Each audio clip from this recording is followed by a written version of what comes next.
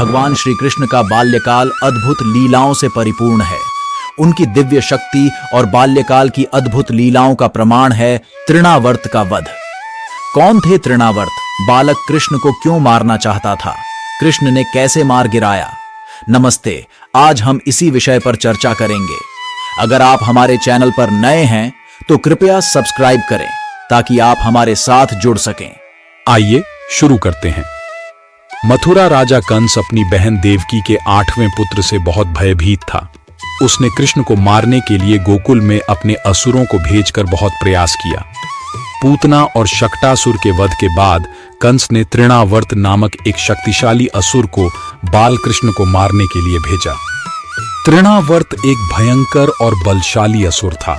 पुराणों के अनुसार उस समय कृष्ण खेल रहे थे और यशोदा माता अन्य कार्यों में व्यस्त थीं। तभी तृणावर्त ने गोकुल में प्रवेश किया और एक विशाल बवंडर का रूप धारण कर लिया। उसने पूरे गांव को धूल और अंधकार से भर दिया। लोग डर गए और अपने घरों में छिपने लगे। तृणावर्त ने इस अवसर का लाभ उठाया और बालकृष्ण को उठा लिया। बवंडर ने सिर्फ बालकृष्ण को ही उड़ाया क्योंकि उसका मुख्य उद्देश्य कृष्ण को मारना था। कृष्ण ने अपना वजन बढ़ाकर तृणावर्त को आसानी से वश में कर लिया। तृणावर्त ने अपनी पूरी शक्ति लगा दी, लेकिन कृष्ण के पकड़ को ढीला नहीं कर सका, जिससे राक्षस थक गया और अंततः अपनी ही शक्ति के आगे झुक गया। आखिरकार तृणावर्त का दम घुट गया और वह कृष्ण को लेकर धरती पर गिर पड़ा। गिरने से तृणावर्त का अंत हो गया, लेकिन कृष्ण सुरक्षित और हंसते हुए उसके ऊपर बैठे थे। दुनिया उसके खतरे से मुक्त हो गई। जब गोकुलवासी तृणावर्त के गिरने की आवाज सुनकर वहां पहुंचे तो उन्होंने देखा कि बालकृष्ण सुरक्षित हैं और तृणावर्त मरा पड़ा है। सभी ने भगवान की जय जयकार की और यशोदा माता और नंद बाबा ने अपने पुत्र को हृदय से लगाया। ब्रह्म वैवर्त पुराण में तृणावर्त के पिछले जन्म की कहानी का वर्णन मिलता है। सहस्राक्ष के नाम से जाने जाते थे, जो एक शक्तिशाली पांड्य राजा थे। एक दिन सहस्राक्ष गंधमादन पर्वत के पास पुष्पभद्रा नदी के तट पर गया।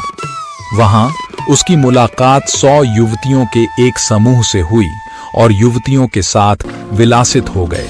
उसी समय ऋषि दुर्वासा अपने शिष्यों के साथ उसी मार्ग से गुजर रहे थे।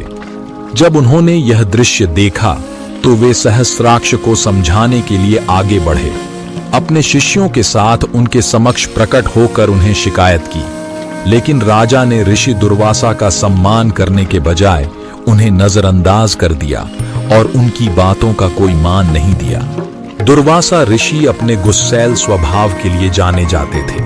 उन्होंने सहस्राक्ष को ऋषि और उनके अनुयायियों के प्रति अपमानजनक आचरण के कारण क्रोधित होकर सहस्राक्ष को असुर राक्षस के रूप में पुनर्जन्म लेने का श्राप दिया।